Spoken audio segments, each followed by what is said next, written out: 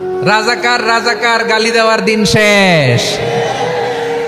কি দিন আসলো, সুবহানাল্লাহ কইবেন না? আল্লাহ তো আমাদেরকে দেখাইছে। রাজাকার শব্দটা এখন একটা অ্যাওয়ার্ড হয়ে গেছে।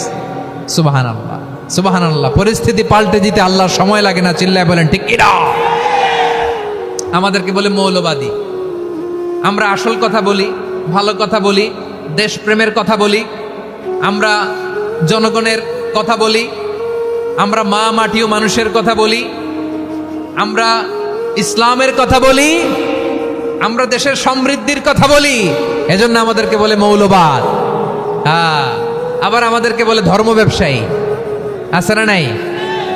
আমরা ধর্মের সত্য কথা প্রচার করি, যেটা দেশের ভালো জনগণের ভালো সেটা উপস্থাপন করি, আমাদেরকে বলে ধর্ম ব্যবসায়ী। আমার প্রিয় ভাইয়েরা, যারা ইসলামের কথা বলে, যারা কোরআনের কথা বলে, এরা ধর্ম ব্যবসায়ী নয়।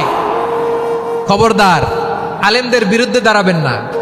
আলেমদের পক্ষে থাকলে আপনার জীবন উজালা করে দিবে কে? কোন আলেমান আও মুতাআল্লিমান আও মুত্তাবিআন আও মুহিব্বান ওয়ালা তাকুনিল খামিস ফাতাহলিক।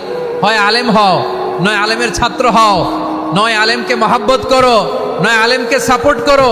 এই চারটা করো, 5 নাম্বার হয়েও না, আলেম বিদ্বেষী হয়েও না, তাহলে দুনিয়াও শেষ, আখিরাতও শেষ। চিল্লায় বলো ঠিক কি না?